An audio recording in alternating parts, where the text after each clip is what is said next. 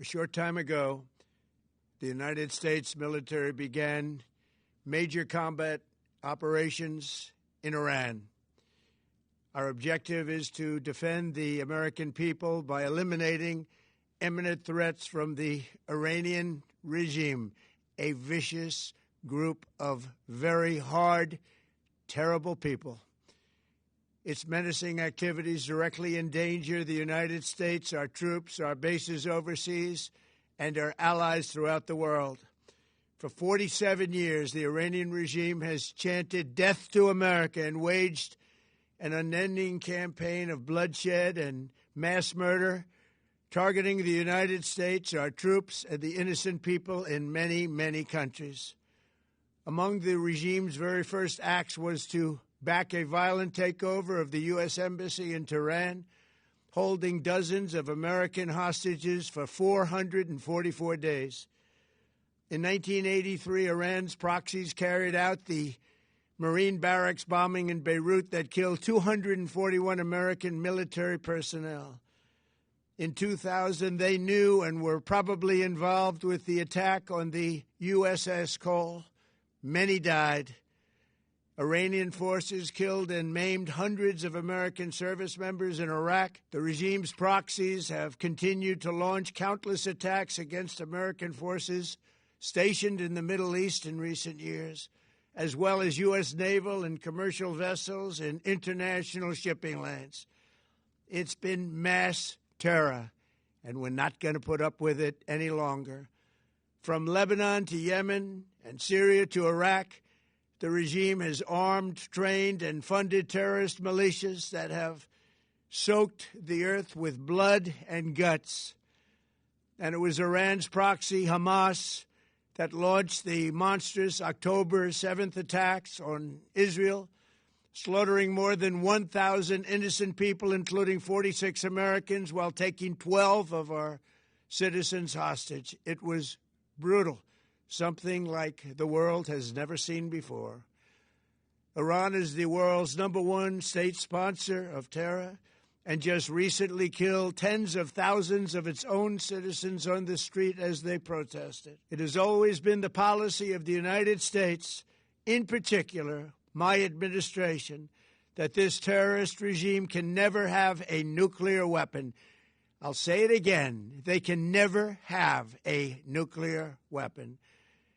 That is why in Operation Midnight Hammer last June, we obliterated the regime's nuclear program at Fordow, Natanz, and Isfahan. After that attack, we warned them never to resume their malicious pursuit of nuclear weapons, and we sought repeatedly to make a deal. We tried. They wanted to do it. They didn't want to do it. Again, they wanted to do it. They didn't want to do it. They didn't know what was happening. They just wanted to practice evil. But Iran refused, just as it has for decades and decades. They've rejected every opportunity to renounce their nuclear ambitions, and we can't take it anymore. Instead, they attempted to rebuild their nuclear program and to continue developing long-range missiles that can now threaten our very good friends and allies in Europe, our troops stationed overseas, and could soon reach the American homeland. Just imagine how emboldened this regime would be if they ever had and actually were armed with nuclear weapons as a means to deliver their message. For these reasons, the United States military is undertaking a massive and ongoing operation to prevent this very wicked, radical dictatorship from threatening America and our core national security interests. We are going to destroy their missiles and raise their missile industry to the ground. It will be totally, again, obliterated.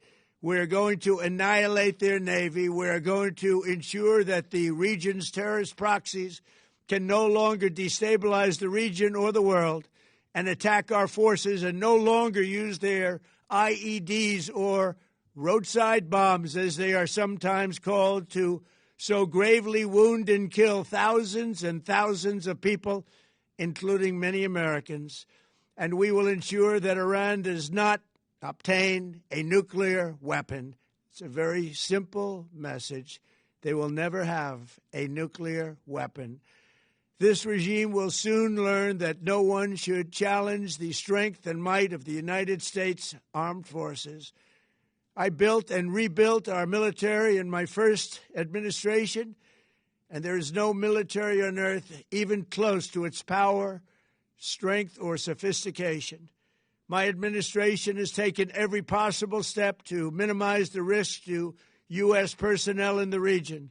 Even so, and I do not make this statement lightly, the Iranian regime seeks to kill. The lives of courageous American heroes may be lost, and we may have casualties. That often happens in war.